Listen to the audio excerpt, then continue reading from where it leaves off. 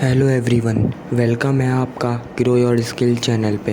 ये पीएचपी की 15th video है। इस वीडियो में हम देखेंगे कि the if else if statement क्यों बनाई जाती है और ये क्यों वर्क करती है और इसके पीछे क्या लॉजिक अप्लाई होती है। तो लेट्स स्टार्ट।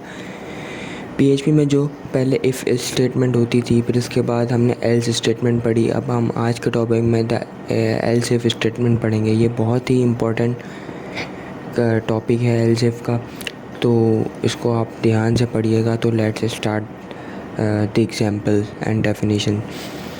तो फर्स्टली हम ये देख लेते हैं कि इसकी definition, the if else statement executes different codes for more than 2 condition. जो हमने दी इफ़ और एल्स कंडीशन पढ़ी थी, उसमें हम यही देख रहे थे कि हमारे कंडीशन का आंसर तो ट्रू या फॉल्स ही आता है। पिछली वीडियो में हमने जो इफ़ एल्स देखा था, उसमें हमने सिर्फ सिंगल कंडीशन और सिंगल स्टेटमेंट शो करवाई थी। अगर हमारी कंडीशन ट्रू हो जाती थी तो वो हमारी इफ़ के पार्ट को रन करवा देता था, और जो स्टेटमेंट होती थी वो हमारे को प्रिंट करवा के शो करवा देता था। और अगर हमारी कंडीशन फॉल्स होती थी तो वो हमारे एल्स के पार्ट को रन करवा देता था। बट हम एल्स इफ़ का यूज़ करते हुए मल्टीपल कंडीशन और मल्टीपल स्टेटमेंट को शो करवा सकते हैं। तो हम इसके छोटे से एग्जांपल से देख लेते हैं ताकि हमारा ऑल की रियल हो जाए। तो हमने यहाँ पे एक सेंटेंस देख लिया है पहले, कि हमने यहाँ पे एक इफ़ लिख दिया और कंडीशन 1 बना दिया, और नीचे डबल ब्रैकेट में कर्ली ब्रैकेट कहा जाता है, उसके अंदर एक स्टेटमेंट शो करा दी। अब इसके बाद हमने नीचे एल्स इफ़ बनाया, इसके अंदर कंडीशन 2 बनाई है। आप जितनी चाहे कंडीशन बना सकते हैं, बट आपको सिर्फ फर्स्ट में आपको सिर्फ इफ़ देना पड़ेगा, देन इसके बाद एल्स इफ़ आप जितनी चाहें, जितने मन चाहे आप उतनी एल्स इफ़ बना सकते हैं। इसमें कोई लिमिटेशन नहीं है। और इसने आपने एल्स इफ़ बना के इसके बाद कंडीशन 2 दे दी और डबल ब्रैकेट में स्टेटमेंट जनरेट करवा दी, और देन इसके बाद आपने एल्स का पार्ट रन करवा दिया। तो हम ये देखते हैं कि अगर हमने कंडीशन दी और वो फुली सेटिस्फाई हो गई कंडीशन 1 के साथ, तो ये सारे पार्ट को एज इट इज़ छोड़ के सिर्फ फर्स्ट कंडीशन को रन कर देगा। अगर बिलफर्ज हमारी कंडीशन 1 ट्रू नहीं होती है तो ये सेकंड पार्ट में एल्स इफ़ में आएगा और हमारी कंडीशन 2 देखेगा।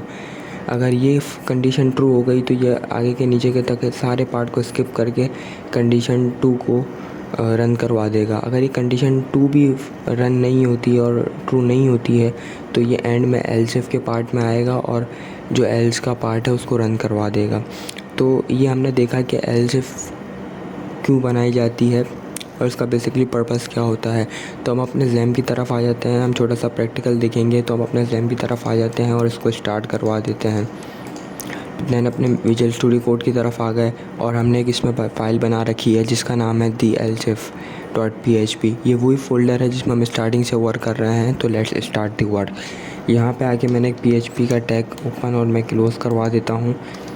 PHP का टैग ओपन और क्लोज़ करवा के इसके अंदर मैं एक वेरिएबल बना देता हूँ रुपी के नाम से, और इसमें एक मैं वैल्यू स्टोर करवा देता हूँ 8।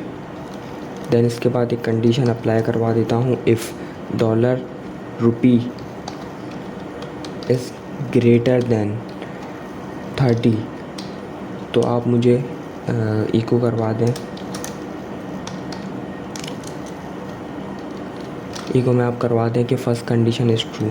देन इसके बाद अगर ये कंडीशन ट्रू नहीं होती तो मैं दूसरा पार्ट शो करवाता हूँ एल्स इफ़। और एक याद दहानी आपको मैं ये बता दूँ कि आप एल्स और इफ़ के दरमियान में स्पेस ना दे तो बेहतर है।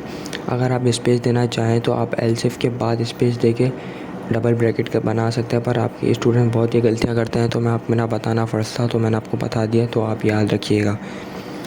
मैं यहाँ पे दूसरी जो वो है कंडीशन वो बता देता हूँ, रुपी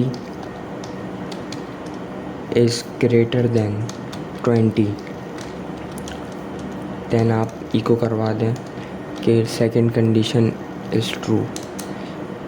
देन मैं इसके बाद एल्स का पार्ट करवा देता हूँ, और इसके बाद इसमें भी एक स्टेटमेंट शो करवा देता हूँ कि नॉट कंडीशन इज़ ट्रू। तो मैंने ये एक छोटा सा प्रोग्राम बनाया है एल्स इफ़ को समझाने के लिए। तो मैं अपने ब्राउज़र की तरफ आता हूँ और इसमें लोकल होस्ट करवा के अपने फ़ोल्डर और फाइल का नेम लिखवा देता हूँ। मेरे फ़ोल्डर का नाम है PHP कोर्स। आपको तो याद हो गया होगा, आप चैम्पियन लोग यहाँ प्रैक्टिस करते रहे होंगे। और इसके बाद जो मेरी फ़ाइल का नाम है, मैं आता हूँ इसमें और इस मेरी फ़ाइल का नाम है elsif। तो मैं else.php करवा देता हूँ। तो इसने देखिए कि मेरे को क्या शो करा दिया, not any condition is true. इसका मतलब क्या हुआ, मैंने कंडीशन दी है कि एक जो रुपी है वो है 8, इसको मैंने वैल्यू बता दी कि 8 वैल्यू है। और मैंने नीचे क्या कंडीशन लगाई कि जो डॉलर रुपी है जो मैंने 8 दी है वो 30 से बड़ी है, तो ये तो कंडीशन फॉल्स हो गई। और जो हमने दूसरी कंडीशन दी है कि डॉलर जो रुपी है वो 20 से भी अबव है, तो ये भी कंडीशन फॉल्स हो गई। तो ये एल्स के पार्ट में आया और इसने मुझे एल्स रन करवा के देख लिया। अब मैं इसकी जो दूसरी जो इसको दूसरा करके देखता हूँ, मैं इसको इससे BS करवा के देख लेता हूँ। मैंने 30 से बड़ी दी थी 32 और मैं अपने ब्राउज़र पे आया तो इसने देखें, ये देखें इसने मुझे बता दी कि आपकी फ़र्स्ट कंडीशन है ये ट्रू हो गई है। ये क्यों ट्रू हुई कि हमने इसको वैल्यू असाइन कर दी 32 और 32 होता है बड़ा 30 से। अब आपके माइंड में ये सवाल भी होगा कि नीचे भी मैंने दी हुई है 20 के 20 से अबव हो। तो बेसिकली जो ये फ़र्स्ट जो कंडीशन होती है इसको प्रायोरिटी देता है कि अब पहले इसने कंडीशन चेक करी, ये ट्रू हो गई तो इसने सबको स्किप करके फ़र्स्ट कंडीशन शो करवा दी। अब मैं जो दूसरी कंडीशन है वो इसको चेक करवा देता हूँ, मैं दे देता हूँ 23 और मैं अपने ब्राउज़र की तरफ आता हूँ। तो ये देखिएगा इसने बता दिया सेकंड कंडीशन इज़ ट्रू। इसका मतलब क्या हुआ कि इसने फ़र्स्ट कंडीशन को देखा, अगर वो ट्रू हो गई तो इसने वही प्रिंट करवा के बाकियों को स्किप करवा दिया। इसने सेकंड कंडीशन पे आया और इसने दूसरी कंडीशन देखी, अगर वो फॉल्स है तो उसने एल्स प्रिंट करवा दिया। तो बेसिकली ये इतना कोई मुश्किल टॉपिक नहीं था, इजी टॉपिक था, बट आपको समझाना ज़रूरी था ताकि आपके क्लियर हो जाए। तो यहीं तक। अगर आपको कोई भी क्यूरी हो तो आप मुझसे कमेंट में पूछ लें, और आपको अगर वीडियोस पसंद आती हैं तो आप इसको कमेंट, शेयर और सब्सक्राइब करना ना भूलिए। तो मिलते हैं नई वीडियो में नए टॉपिक के साथ। Thank you for watching.